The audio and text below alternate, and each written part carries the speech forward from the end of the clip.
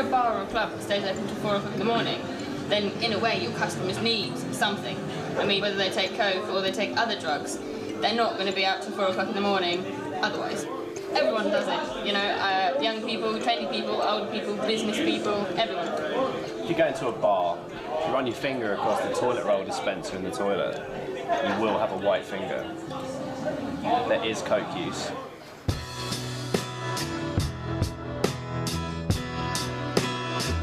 According to a recent study, over 95% of the toilets in London's bars and pubs have cocaine residue. In fact, Europe is now consuming more cocaine than anywhere else in the world. You know, it used to be the drug of the higher classes, and now, you know, you'll get builders who sit in a pub all day snorting cocaine, and everyone's on it, regardless of class, what they do for a job. It's almost as acceptable as drinking, for my generation anyway. Nowhere is Europe's cocaine consumption more prevalent than in the UK. I began my journey in London to understand the drug's newfound popularity. So this is actually one of the best bits, when you line up 4 lines and there's 4 people, and the way that it goes and the way that they approach it and try to get the best one.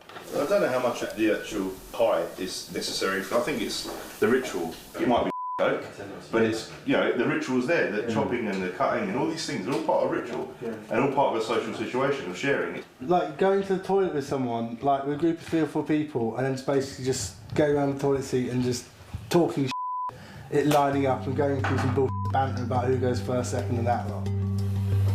In the past 10 years, the average price of a gram of cocaine has been cut in half, from 60 pounds to 30 pounds. And at such low prices, demand has increased. It's not even addiction, it's like moreish. Once you've had a little bit, you want more and more and more.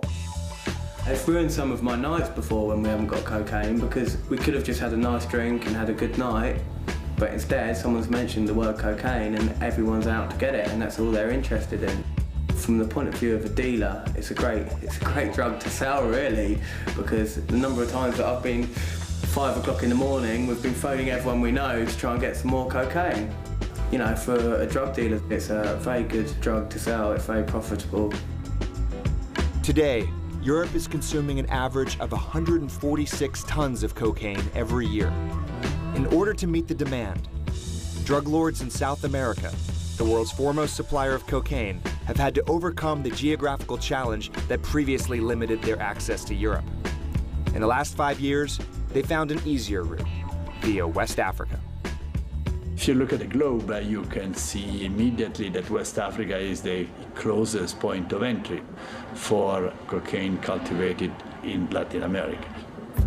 With globalization, with the lowering of border control, with the movements of commodities and goods and services and people across all borders, traffickers can choose the so-called path of least resistance. West Africa is a region of the world of least resistance. The nations along West Africa are some of the poorest and most underdeveloped in the world.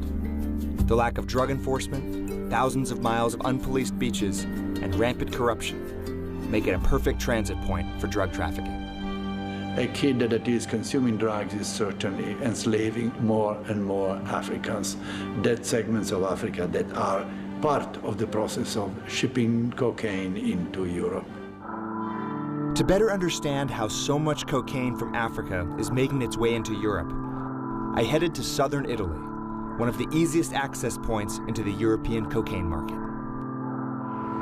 I arrived in Castelvolturno, a suburb 20 miles north of Naples, that's allegedly become one of the largest cocaine trafficking hubs in Europe.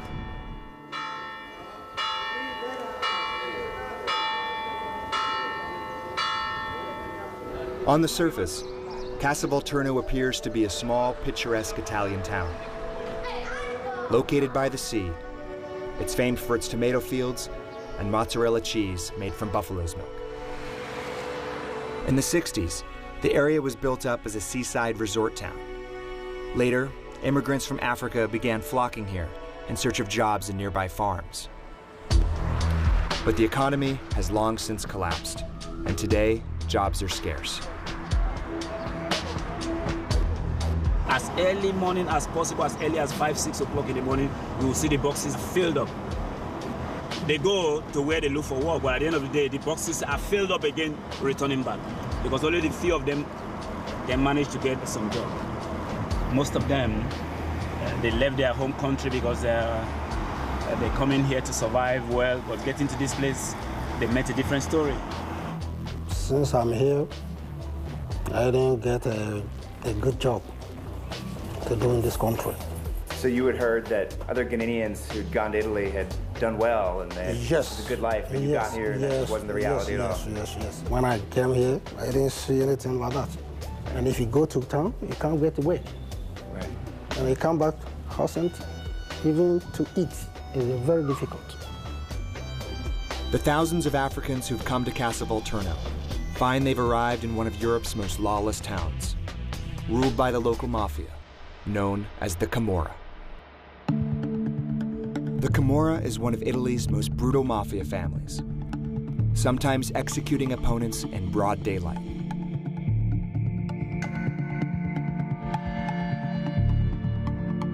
For years, the Camorra has run Europe's largest drug market, raking in over €500,000 a day.